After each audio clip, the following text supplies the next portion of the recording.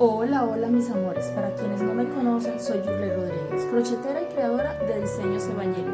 Les doy la bienvenida a esta primera parte de un pequeño pero valioso curso sobre proporciones en amigurumis. Hoy vamos a resolver algunas dudas comunes, por ejemplo, ¿qué son las proporciones?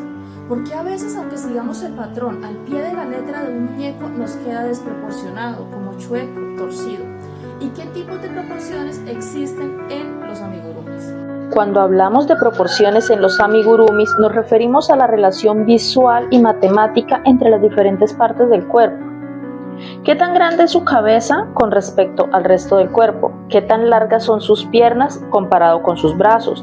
¿Y cuánto espacio ocupa el torso en la figura general?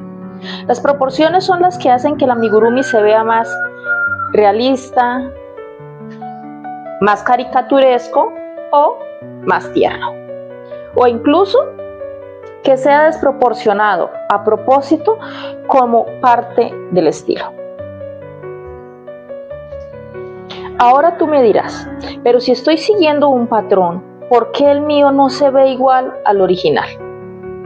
Y ahí viene lo interesante, las proporciones no solo dependen del patrón, también influyen tu tensión al tejer, el tipo de hilo y el grosor del gancho, incluso si cometiste un pequeño error de conteo en alguna parte y lo compensaste más adelante. Me explico. Tensión del hilo. La tensión se refiere a qué tan fuerte o suelto jalas el hilo al momento de tejer.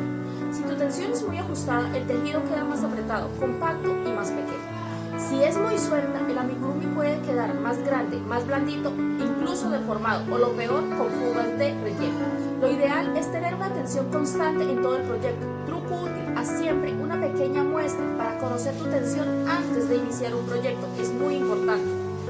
Tamaño del gancho y tipo de hilo, pros y contras. Aunque uses el mismo patrón, si cambias alguno de estos dos, el resultado va a cambiar. Un gancho más grande hace que el tejido quede más suelto, crezca y queden fugas de relleno. Un gancho más pequeño aprieta el tejido. Algunos hilos son más gruesos o delgados, aunque digan ser el mismo número. Esos son puntos a tener en cuenta en el momento en el que estás tejiendo. Pero recuerda que tú tienes una forma única de tejer. Así que si eres una mujer, una persona que teje muy suelto, te recomiendo probar con un gancho un poco más pequeño. ¿Por qué? Porque así vas a conseguir un tejido más ajustado, más prolijo. Si al contrario tejes demasiado justo, entonces un gancho un poquito más grande. Pero generalmente se necesita tejer con un gancho más pequeño. Por eso la importancia de hacer esta muestra de tejido antes de iniciar a tejer un amigurumi. Saltarse puntos o vueltas y corregir después. A veces estamos tejiendo con distracciones o simplemente nos equivocamos, súper normal. Y ahí es donde pasa, te saltas una vuelta o te sobran o faltan puntos. Quieres compensar más adelante metiendo aumentos o haciendo disminuciones no planificadas. Como estamos trabajando en un amigurumi, esto va a traer desproporciones en alguna de sus partes. Digamos, por ejemplo, estás elaborando una pierna, se te olvidó meter X cantidad de puntos y lo haces más adelante. La otra pierna la tejes tal cual el patrón, vas a conseguir dos piernas totalmente diferentes y muy desprolijas. Es muy importante, sobre todo, brazos y piernas, tejerlas la una similar a la otra para que nos quede completamente prolijo el tejido. Ahora sí, entremos en materia. Estas son las clases de amigurumis y sus proporciones correspondientes. Vamos a partir de una base muy importante. La medida principal para cada uno de estos estilos siempre será el tamaño de la cabeza. A partir de ahí, lo que haremos es dividir el alto total del cuerpo en cierta cantidad de cabezas dependiendo del estilo que estemos trabajando. Primero, estilo realista. Este estilo consiste en dividir el alto total de la figura en 6 o 7 partes iguales, en las cuales una de esas partes hace referencia a la cabeza. Por ejemplo, si la figura mide 18 centímetros, se va a dividir en 6 partes de 3 centímetros. Este tipo de amigurumi se caracteriza por tener un cuerpo más estilizado y basado en proporciones humanas. Estilo chibi.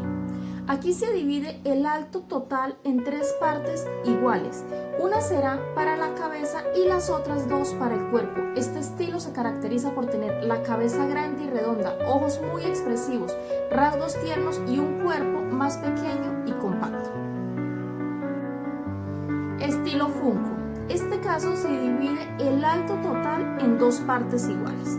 Una para la cabeza y la otra para el cuerpo. Es un estilo más minimalista, con ojos completamente negros, cuerpo muy pequeño y una cabeza cuadrada grande. Se utiliza mucho para figuras de colección y personajes populares.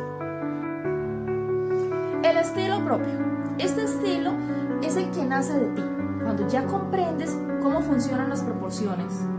Puedes jugar con las medidas y los tamaños para crear una versión completamente tuya.